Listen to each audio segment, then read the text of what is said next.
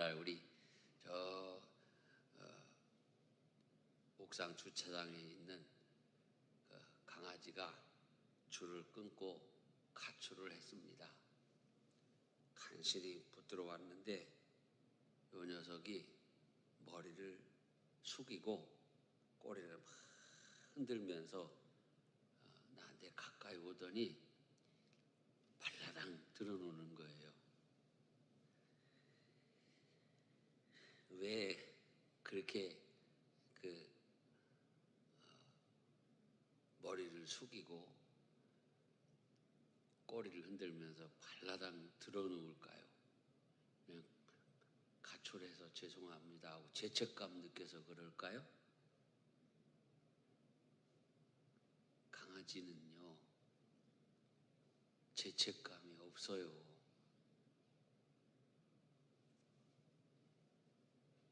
매일 저 산책시켜주고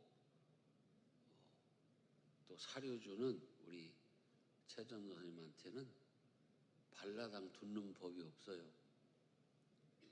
나만 만나면 내 앞에서 발라당 두르노요. 자기가 말썽을 부렸으니까 얻어 터질까봐 그렇게 본능적으로 굽신거리고 나 죽었음 하고 그러는 거죠. 짐승에게는 죄책감이 없어요. 물고기나 하늘을 나는 새나 곤충이나 모든 미물에게는 죄책감은 없어요. 본능을 따라서 하는 것뿐이에요. 그러나 인간은 짐승과 다릅니다. 하나님의 형상을 따라 창조된 영적 존재이기 때문에 인간은 죄를 짓게 되면은 죄책감에 사로잡히게 됩니다. 죄를 짓고 나면 후회와 책임의식, 그리고 미안함, 복수에 대한 염려, 하나님 앞에서의 두려움과 절망감 등이 밤낮을 가리지 않고 내 속에서 나를 괴롭게 합니다. 이게 인간의 정상적인 모습입니다. 이런 죄책감이 없는 사람을 옛날 어른들은 이렇게 표현을 했습니다. 하늘 무서운 줄 모르는 인간이다 그랬어요. 하늘 무서운 줄 모르는 인간. 아주 인간 중에서도 아주 나쁜 사람들이죠. 오늘 우리 사회에 하늘 무서운 줄 아는 사람들이 좀 많아야 돼요. 그런데 가만히 이 사회를 살펴보면 하늘 무서운 줄 모르는 사람들이 점점 늘어나고 있다는 것이 문제예요. 우리 그리스도인들조차도 하늘 무서운 줄을 모릅니다. 하나님 무서운 줄을 모릅니다. 여러분, 우리가 죄책감이 없으면 사람이 아닙니다. 우리가 이 죄를 지었으면 반드시 죄의 문제를 해결해야 되도록 우리는 지음을 받았습니다. 하나님은 미물이나 짐승에게 죄의 문제를 묻지 않습니다. 그러나 사람에게는 반드시 죄의 문제를 물으신다고 말씀하셨습니다. 그런데 우리는 죄를 짓고 하나님 앞에 회개해야 되는데 어느 순간이 되니까 회개할 수 없는 지경에 이르렀어요. 죄책감을 느끼다가 며칠 지나면 점점 더 죄책감이 희미해집니다. 그리고 좀 더 세월이 흐르면 그 죄책감은 망각으로 이어집니다. 그러면 그게 이제 마음이 편한 것이냐? 아니에요. 또 생각이 날 때가 와요. 그리고 결정적으로는 하나님께서 어느 날 사랑하는 자에게 회개의 영을 허락하여 주셔서 다 생각이 나게 해요. 저는 성령께서 역사하셔서 회개케 하심을 경험도 하는데요. 어떤 때는 옛날 개구장이 시절에 그 뭘 잘못한 것도 문득문득 생각이 나더라고요. 내가 잘못한 것 중에 하나가 나는 어떻게 이렇게 호박꽃이 필 때 그 호박꽃에 벌이 들어가면 가서 호박꽃 잎을 탁 오므려 가지고 잡아서 똑 따면 왜 이렇게 재미있어요?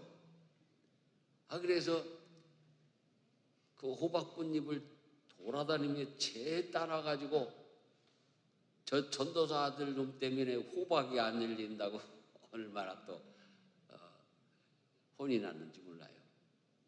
이상하죠? 여러분도 그렇죠? 어느 날 잘 때 또는 뭐 다른 일 하고 있을 때 문득 내가 옛날에 뭘 잘못했는가가 생각이 나는 거예요. 그렇기 때문에 우리 인간은 하나님과의 관계에 있어서 이 죄의 문제를 해결해야지만 우리가 이 세상에서 평안한 삶을 살고 그 죄 문제를 해결해야 영생의 삶으로 이어지는 것을 단절하지 않고 계속할 수가 있는 것입니다. 그런데 우리 인류 역사를 보면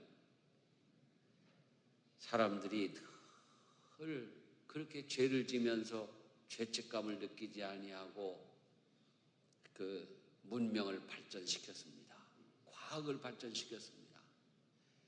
그리고 그때마다 그 발달된 문명과 그 과학이 우상이 돼서 하나님께 회개하지 않고 하나님을 멀리하고 살아도 될 줄로 알았어요. 문명의 소멸이 400년 주기로 반복이 됐다라는 선교학자의 분석도 있습니다만 우리가 성경에서 크게 보면은 이런 죄가 쌓이고 쌓였을 때 하나님이 세상을 심판하시는 것. 문명의 소멸이 언제 있었습니까? 노아의 홍수 때 있었습니다. 소돔과 고모라 때 있었습니다. 바벨탑 때 있었습니다. 그렇게 사람들이 늘 하나님 앞에 회개하기를 마다하고 죄책감을 느끼지 않고 죄책감이 있어도 모른 척하고 미뤄두고 외면하고 잊어버리고 그렇게 살고 있었습니다. 그런데 그렇게 된 인간들이 다 멸망받을 수밖에 없게 되었다는 판단을 하나님이 하셨을 때 그 하나님은 예수 그리스도를 이 세상에 보내셨습니다. 하나님이 성자 하나님이 이 세상에 오셔서 영원히 멸망받을 인류의 죄를 대속하셨습니다. 여러분 이 부분을 우리가 잘 이해해야 됩니다. 하나님이 이 세상에 오셔서 십자가를 지심으로 인류의 죄를 다 용서하셨습니다.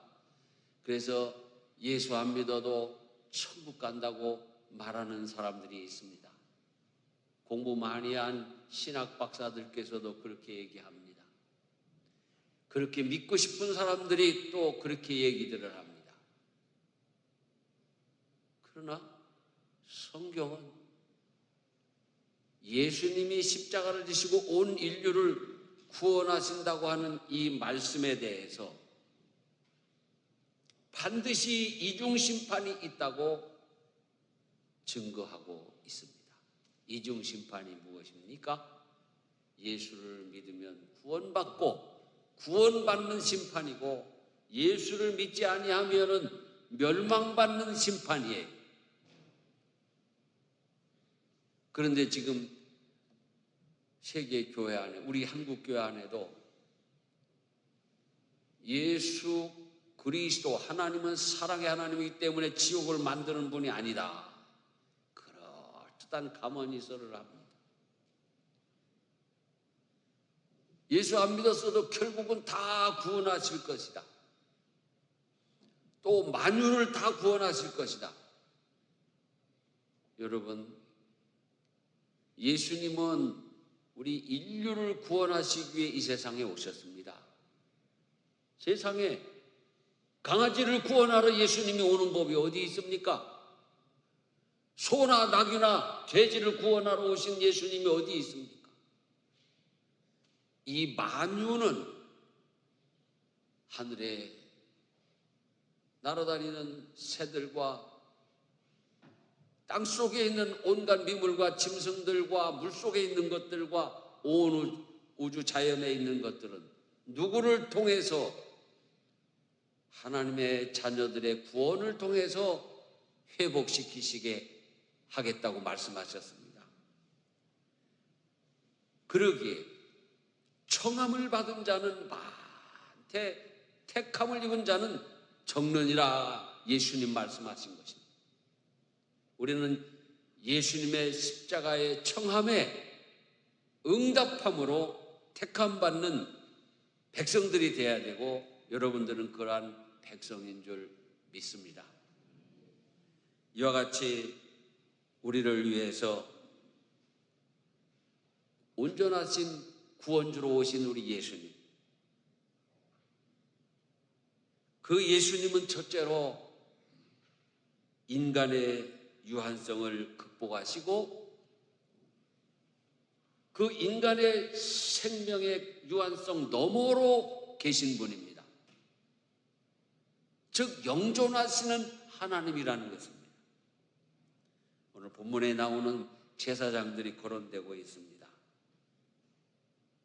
여러분, 제사장이든 대제사장이든 다 유한한 인간이었습니다. 영생하는 존재가 아니었다는 거예요.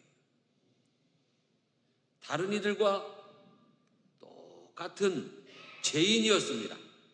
제사장 된 그들의 수요가 많은 것은 죽음으로 말미암아 항상 잊지 못함이로되 한결같이 죽음을 피할 수 없었다 그랬습니다.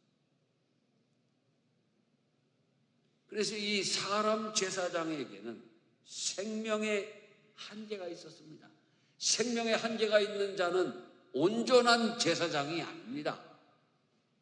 생명의 한계가 있는 사람은 온전한 구원자가 아닙니다. 자기도 구원 못하는 사람이, 자기도 영생 못하는 사람이 어떻게 다른 죄인들을 구원하고 영생하게 할 수 있습니까? 오직 예수님만이 생명의 한계를 뛰어넘은 우리의 온전한 구원자이신 줄 믿으시기 바랍니다. 둘째로, 우리 예수님은 완전히 거룩하신 분이기에 온전하신 구원자이십니다. 성경은 예수는 죄가 없으시다 그랬어요.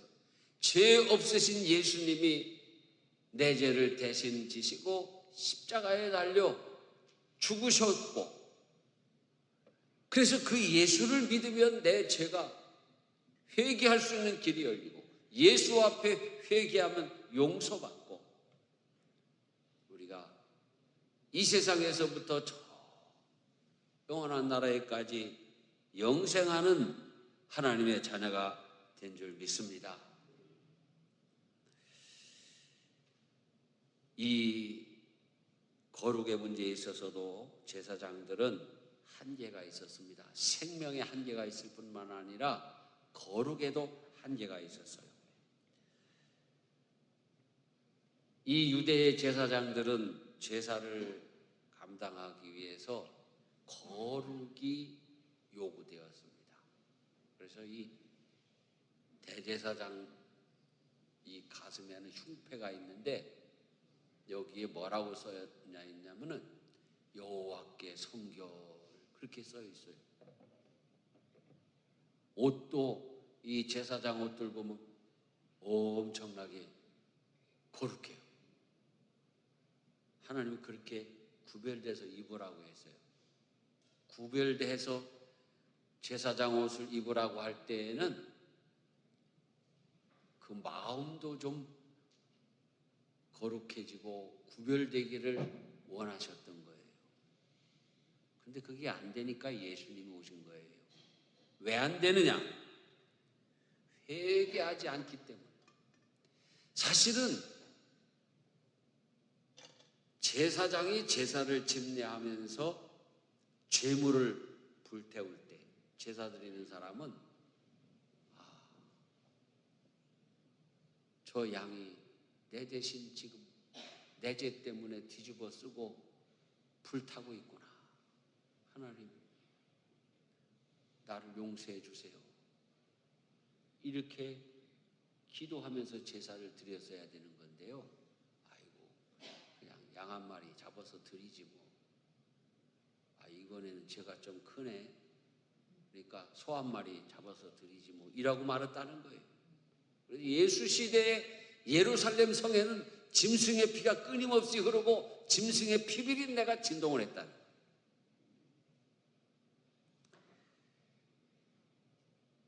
여러분 우리가 예배 드릴 때도 예배의 정신은 내가 죽을 대신 예수님이 십자가에서 대신 죽으셨다. 이 생각을 하면서 예배 드려요. 영죽을 나를 위하여 영죽을 나를 예수님이 십자가에 내 대신 돌아가셨다. 내가 그 십자가에서 고난받을 대신 예수님이 고난받고 거기서 내가 죽을 대신 예수님이 대신 죽으셨다. 이 마음으로 회개하면서 예배드려야 됩니다. 그렇게 예배드리는 우리 교우들이 되시기를 바랍니다. 제사장들이 성전에서 봉사할 때 당연한 일이죠. 자신이 먼저 거룩해야 됩니다. 그 거룩을 위해서 제사장들은 얼마나 그 모욕도 자주 하고 손발은 수시로 하루에 10번씩 막 씻어야 됐고 또 만져서는 안 될 것 안 만지려고 하고 봐서는 안 될 것 안 보려고 하고.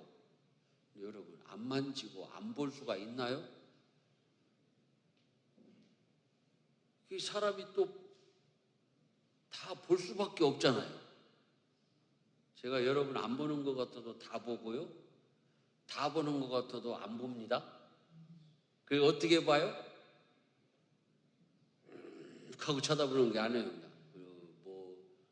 뭐같이 좀 눈에 힘을 풀고 동태처럼 멀리 봅니다. 멀리. 그렇지만 또 슬쩍슬쩍 자세히 봅니다. 볼 거 다 봐요. 여러분도 마찬가지죠? 여러분 보이는데 안 봅니까? 더러운 것도 보고 깨끗한 것도 보고. 어떻게 사람이 안 봅니까? 그런데 그걸 안 봐야 돼요. 안 만져야 돼요. 그런데 만졌잖아요.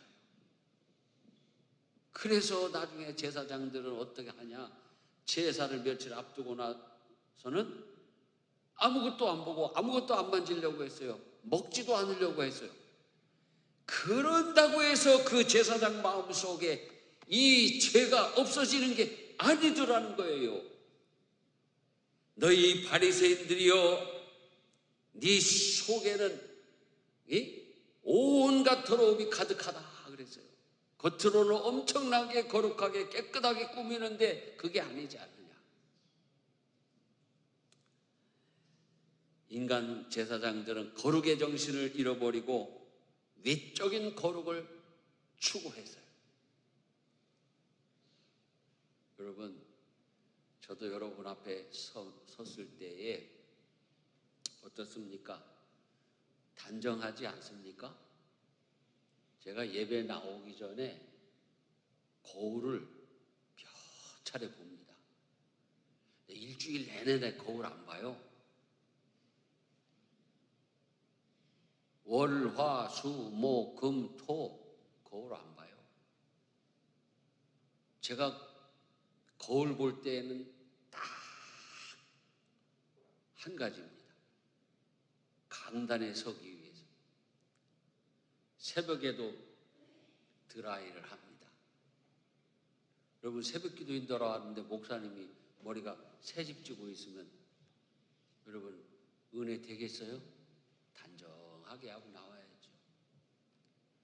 주일 낮에는 더더군다나 이 외모에 신경을 많이 씁니다. 그럼에도 불구하고 여러분이 내 속을 알으면은 여러분 목사님 마음이 그런 거였습니다 하고 아이고 돌아오라 할 거예요. 내가 여러분 마음을 알아도 마찬가지죠. 여러분 서로의 마음을 자세히 아는 게 좋을까요? 모르는 게 좋을까요? 모르는 게 좋아요. 어떤 목사님은 기도원에 가서 생각 없이 하나님 아버지 제게 2시의 은사를 주시옵소서 하고 열심히 기도를 했대요. 그랬더니 진짜 하나님이 2시의 은사를 주셨어요. 기도원에서 내려와가지고 주일날 설교를 하려고 이렇게 딱 섰는데 다 보여. 저 이 집사가 나를 죽여버리고 싶을 정도로 미워하는구나. 저 장로님은 나를 좀 어떻게 좀 해보고 싶었구나. 그 마음들이 다 보이더라는 거예요. 도저히 목회를 못 하겠더래. 내가 여러분 마음을 지금 이렇게 일일이 다 알면 난 설교 못 해요. 또 여러분도 제 마음을 내 속에 있는 걸 다 알면 여러분이 내 설교를 못 들어요. 그렇지만 우리 하나님은 우리의 속사람을 감찰하신다 그랬어요. 하나님 앞에서는 우리는 우리 속사람을 깨끗하게 해야 되는데 그 방법이 유일하게 예수 그리스도의 십자가의 보혈로 정결하게 되는 거예요. 다른 길은 없어요. 할렐루야. 얼마나 중요하고 감사한 일입니까? 우리 마음속에 있는 죄를 누가 용서합니까? 누가 용서할 수 있습니까? 우리 예수님만이 아시는 것입니다. 그러므로 우린 예수님의 십자가의 보혈의 공로로 겉사람뿐만 아니라 속사람도 깨끗해지는 거룩을 늘 추구하시면서 사시는 성도들이 되시기를 바랍니다. 셋째로, 제사장은 그 속에 악이 없어야 한다 그랬습니다. 여러분, 대제사장은 마음이 악하면 안 됩니다. 선해야 됩니다. 그런데 대제사장이 마음이 어떻게 선할까요? 악할까요? 사람은 다 마음이 악한 거예요. 저도 내가 나를 볼 때 착한 편이라고 생각하고 사는데 어떤 때 보면 착한 편이 아니에요. 어떤 때는 나도 모르게 악한 생각을 할 때가 있어요. 나는 다른 데서 악한 생각할 때는 별로 없어요. 그런데 운전하다 보면 가끔 불쑥 악한 생각이 들어요. 화가 나서. 우리 남성분들은 그럴 때 많을 거예요. 그죠? 어제도 청주 갔다 온 우리 집안 행사가 있어서 갔다가 그 안산동 그 남세종 IC에서 나와서 안산동 가는 안성동 들어가는 길이 있어요. 근데 그 길을 내가 지나오는데 느닷없이 트럭 하나가 내 앞으로 확 해가지고 안산동으로 들어가는 거예요. 절대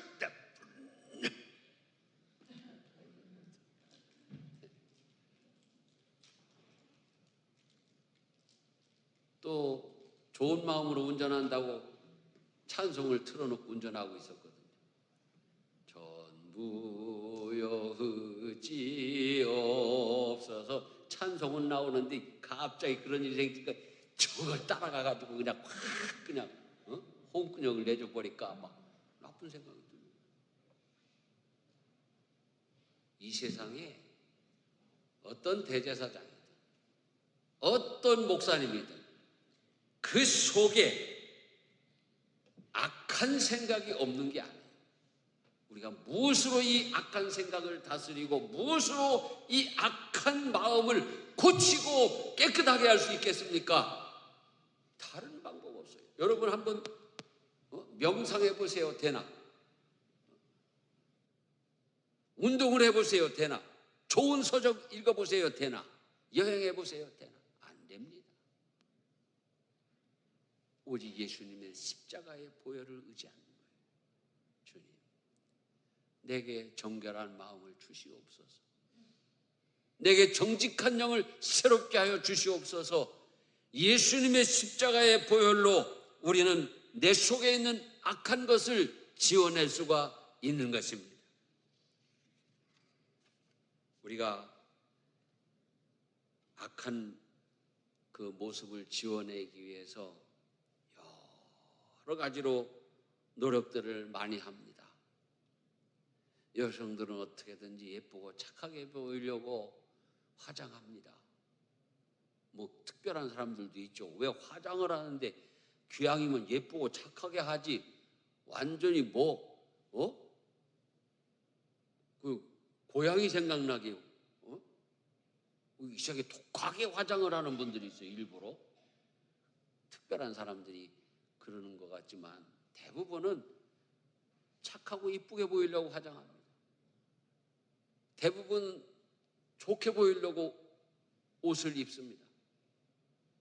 그러나 여러분, 우리가 그럴 때마다 내 속사람을 착하게 하고 내 속을 깨끗하게 하려고 한번 노력해 보신 적이 있습니까? 여러분, 거울을 왜 보십니까?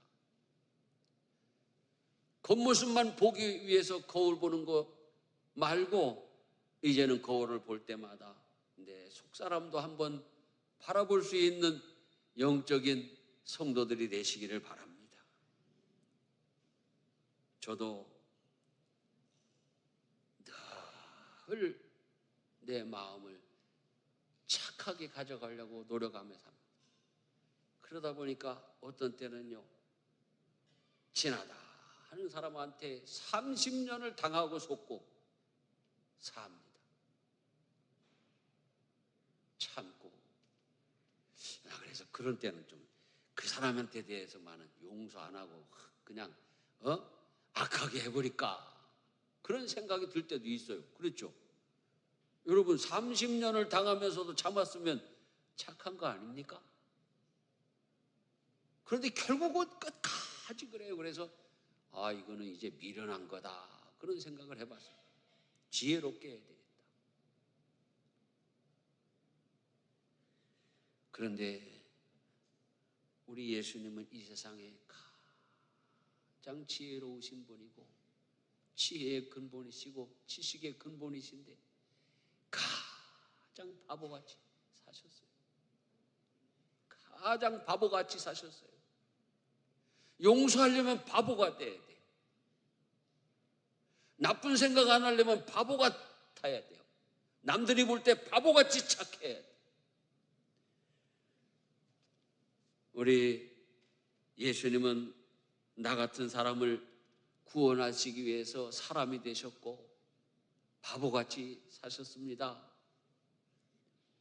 내가 당할 그 모든 수치와 고난을 다 집어 쓰시고 십자가를 지시고 내가 죽을 대신 예수님이 죽으셨습니다.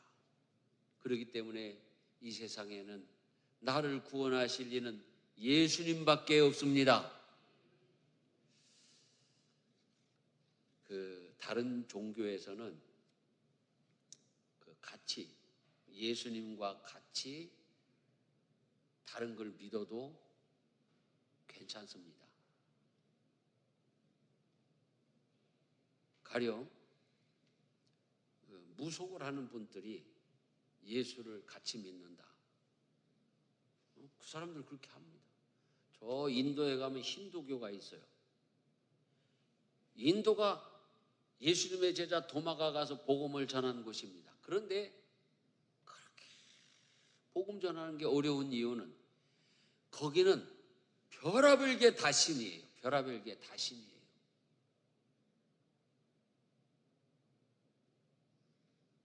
그러니까 예수님만 믿어야 구원받는다는 얘기가 안 통하는 거예요. 그냥 예수도 신 중에 하나로 받아 놓고 있는 거예요. 제가 그 부근에 가가지고 길을 걸어 자동차를 운전하고 가다가 기가 막힌 꼴을 봤어요. 소를 신으로 섬기니까 그 소들도 지들이 뭐 대단한 줄 알고 거만 떨어지다. 안 비켜. 빵빵해도 안 비켜. 소가 3마리가 딱 가는데 쳐다보고서도 안 비켜요. 근데 내가 거기서 더 빵빵하고 뭐라고 소리 지르면 그거 혼난대. 신에게 그렇게 하니까. 그래서 사람들 가만히 보니까 다 겸손하게 소님이 가실 때까지 기다려야 되는 거예요. 그런데 가서 복음이 전해지질 않아요. 일본도 왜 이렇게 선교사들이 어려움냐? 거기도 만신을 섬기거든요. 여러분, 그러나 구원의 길은 오직 예수에게만 있는 줄 믿으시기 바랍니다. 소에게 있는 거 아니고 다른 종교의 신들에게 있는 것이 아닙니다. 이방 신들에게 있는 것이 아닙니다. 지금 이 시대에 가장 우리 그리스도인들이 지켜야 될 이 개념 하나가 있습니다. 무엇입니까? 오직이라는 개념이에요. 오직 예수. 그래서 종교개혁자들이 종교를 개혁했을 때 오직자를 다 넣었어요. 오직 믿음, 오직 은혜, 오직 성경, 오직 예수. 오직을 포기하면 기독교가 아니에요. 여러분, 우리는 오늘도